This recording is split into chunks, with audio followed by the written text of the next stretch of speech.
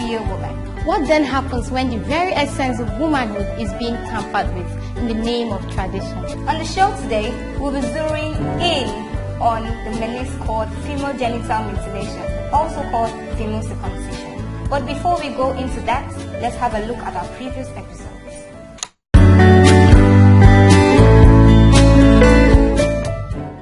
Today, our topic will be centered around early and forced marriage, why it is practiced and why it should be forced to a standstill. Child marriage is a tragedy reality faced by 15 million girls around the globe every year, and this is a menace that we need to stop. Any marriage performed without the valid consent of one or both parties is a violation of human rights. The topic today is early marriage. Yeah. So what's early marriage?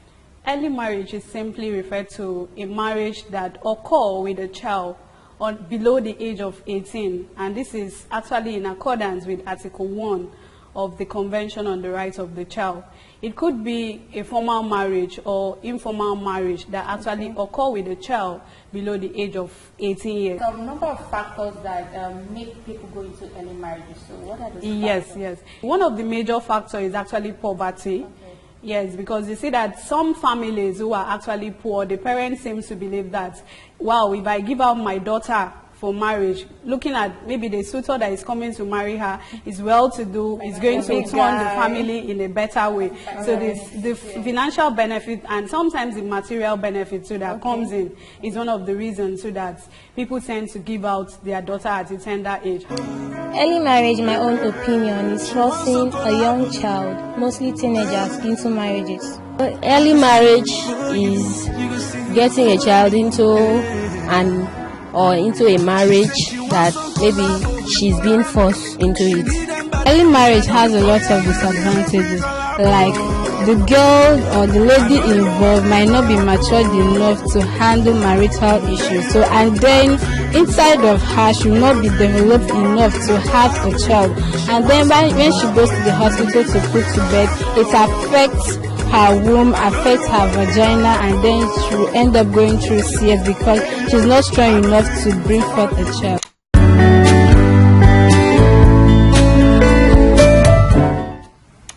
In the 19th century, J. Marion Sims, the father of gynecology himself, advocated the practice of female genital mutilation as a way of preventing masturbation, female homosexuality, and promiscuity.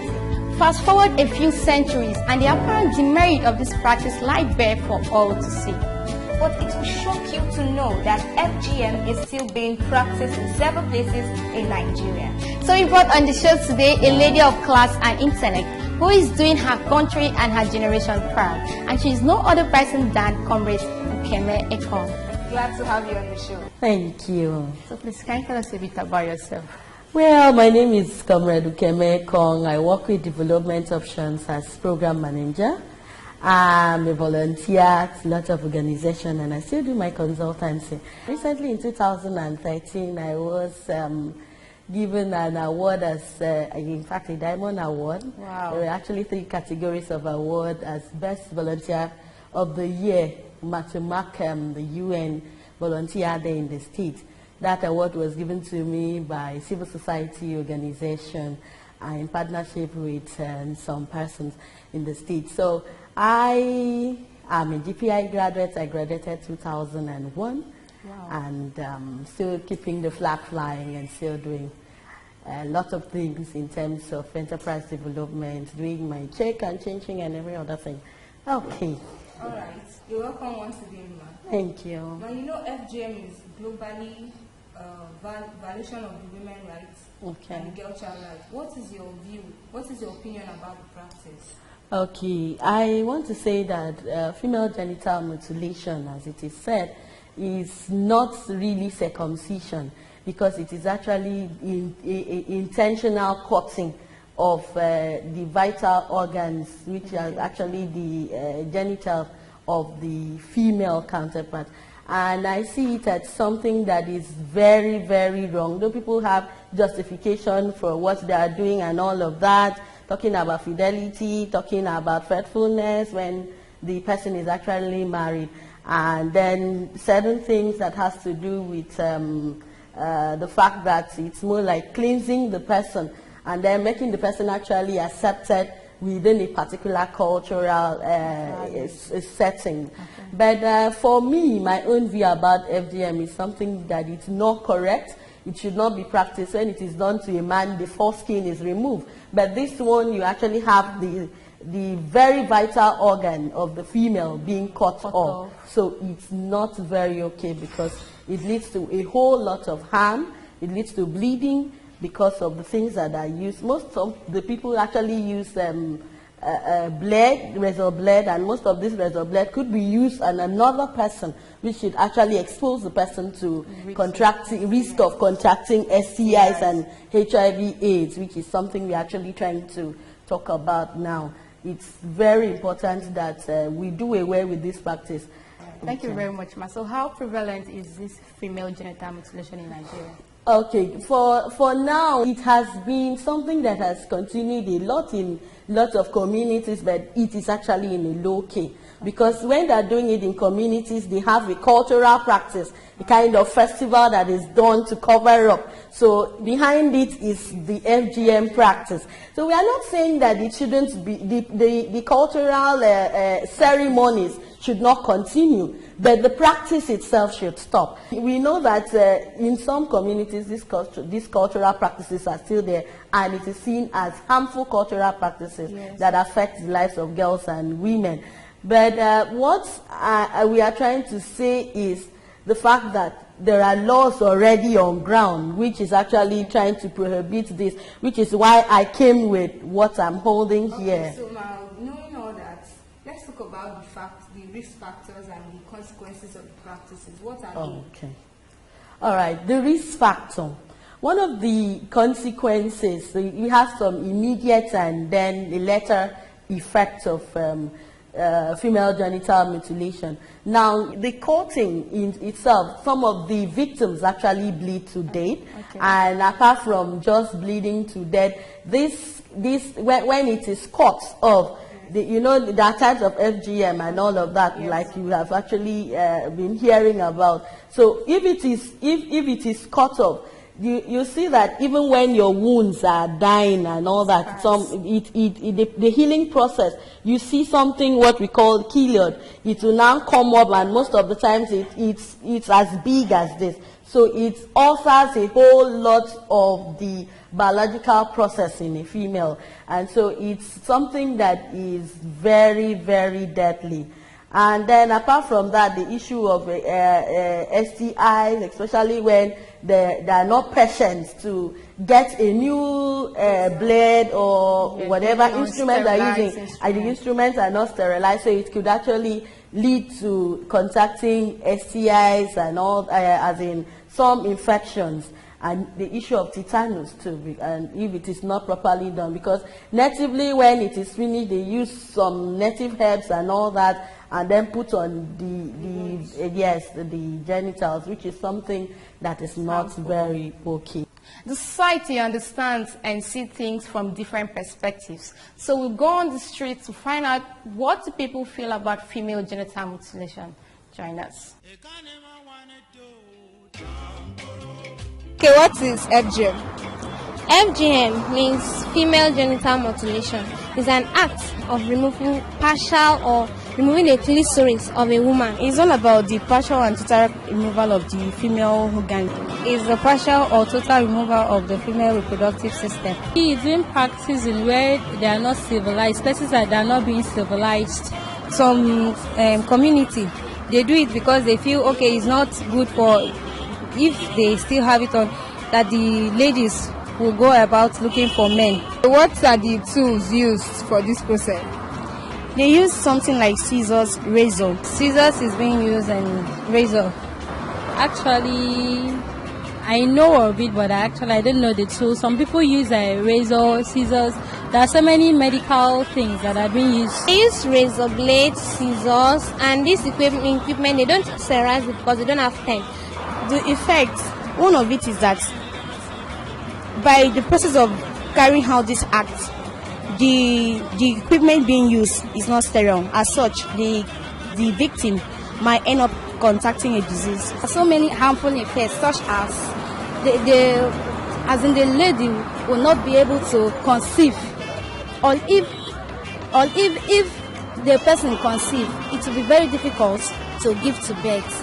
In fact, you have excessive bleeding, and at times it might lead to death.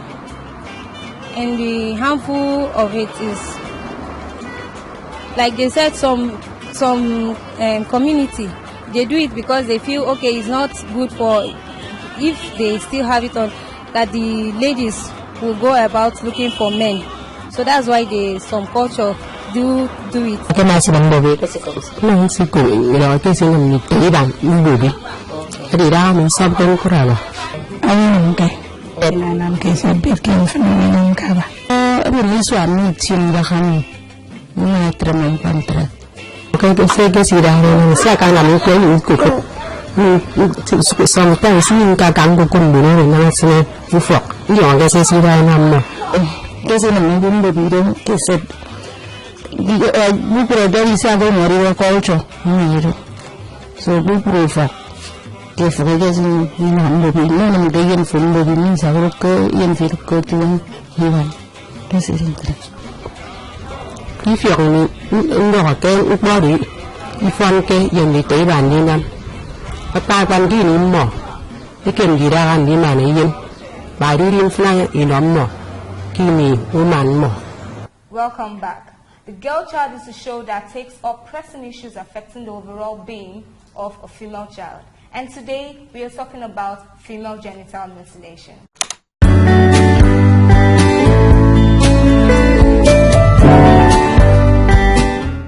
And we had a very insightful time in the first segment. So let's go in for the conclusion. We're actually trying to show us a book. I was about asking, are there any local laws that are guiding the practice of female genital mutilation in Nigeria? Yes. In Cross River State, there's a law to prohibit girl-child marriage and female circumcision in Cross River State. The law number 2 of 2000. This is the law. The law was actually, it was passed into law in 2000, but recently the Cross River State Ministry of Women Affairs had to come up with this. And so coming up with this is actually to let people know, make it readable, make it a bit smaller for individuals to know that these things actually exist, irrespective of the laws and customs of any particular community. Okay. So this law actually supersedes any of those customs. So this law states that anybody that exposes his or her daughter to female genital mutilation, because it's actually mutilation, because it is cut off. So it actually injures the female. So this law has it that there are a lot of penalties actually. Okay. If people are caught doing it, they have a jail term that they will actually serve. Okay. There's a fine too that this person this a fine of 10,000 for first offense, and then they have 20,000 for subsequent offenses, as in if the person does it after the first one does again, that person will serve a 3-year jail term, yes, in prison. Okay. So please, if we are actually in doing these practices, please let us stop, because there's a law to prohibit this. Okay, knowing all this, what are the best approaches to FGM? To stop the practice of FGM. Okay, I think continuous education, continuous sensitization of not just the public through the media alone, but town hall meetings in communities. Let the government, as in, let us take these campaigns down to to the grassroots. Let the community chiefs get to know that these laws exist, even to pastors. I think that these are stakeholders that we should actually reach out to constantly, to let them know that these laws, if possible, these laws could be transformed and put them, as in reduce it to even to our native dialect. Okay. Yes, it will go a long way to let people know about the dangers of FGM and what the law says. All right, thank you very much. Thank you so much. Good to have you on the show. Thank you. It's another time for you to tell us why you think that girls are amazing.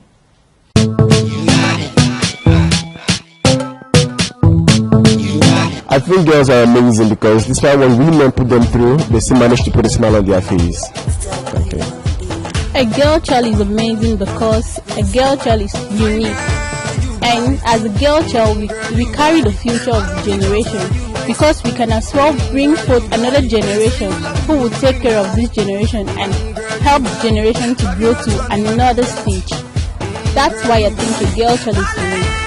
I think the girl child is amazing because they are very, very unique. They are very different from the men. A girl child is amazing because she's talented. I'm amazing because I'm unique. I'm amazing because as a girl child, you're supposed to bring people to the world. We bear the fruit of the womb. As a girl child also, we are beautiful as a girl child. That's why I think a girl child is amazing.